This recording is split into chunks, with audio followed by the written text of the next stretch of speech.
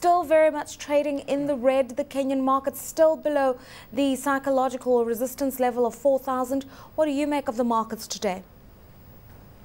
Well, most arrows have been red, indicating downward movement for most counters. This has been expected because the market got a little bit overheated in the last quarter of last year. So this year we've just been seeing some profit taking and also minimal foreign activity as probably they become cautious looking at probably the North African situation, looking at the Kenyan political scene.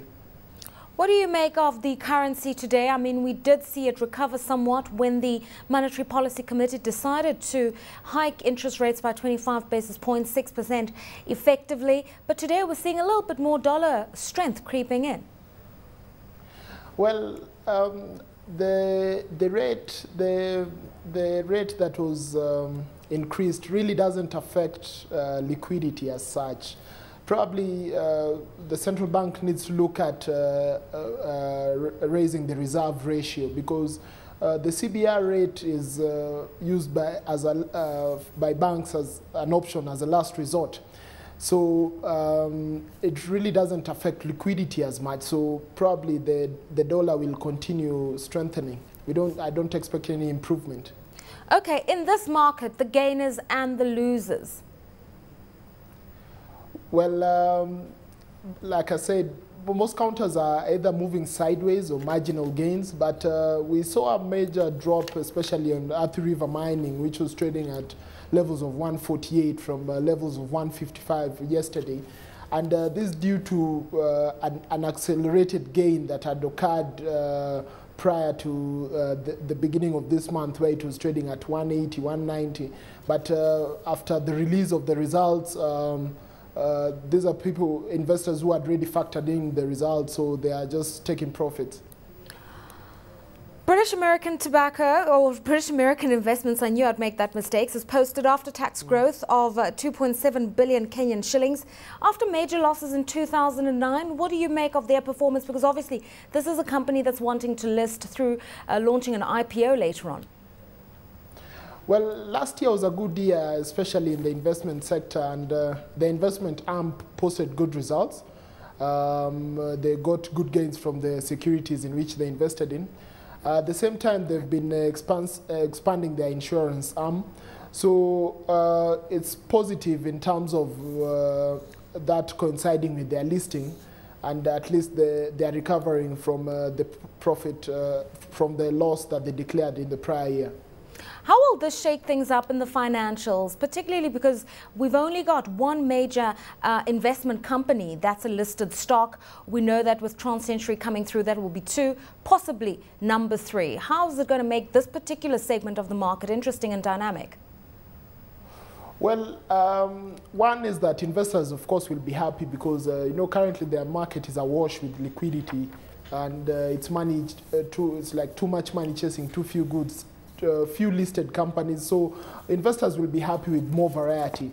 Secondly, in terms of valuation, it will also be better so that there are comparatives for which you can use to value one company against the other. So it will generate some excitement in the market, definitely. All right, also Access Kenya, we've been talking about them. Earnings before tax up to 378 million Kenyan shillings, but there have been some losses to the tune of about 8 million shillings. What do you make of their figures?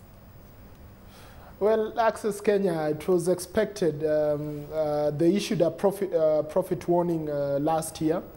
They've been facing a lot of competition, especially from the telecoms firms that have been invading their data segment. But at the same time, they've been facing some boardroom wars with the directors walking in and out. Not all has been rosy at Access Kenya. Now, obviously, they're also suffering from what we've seen as the major sort of pricing wars within the sector, stiff competition. Just in terms of how they're really managing to manage their expenses, expand on their asset base, and manage the competition that's rising. Do you think they've got a strategy? Well, what they indicated in their brief is that they expect better results 2011. But from an analytical point of view, I think we should expect this storm to continue through this year because the competitors are not letting up, and at the same time, Access Kenya is also trying to put their house in order. You notice that they recorded some substantial forex losses due to their foreign denominated loan, while you see the shilling is still depreciating.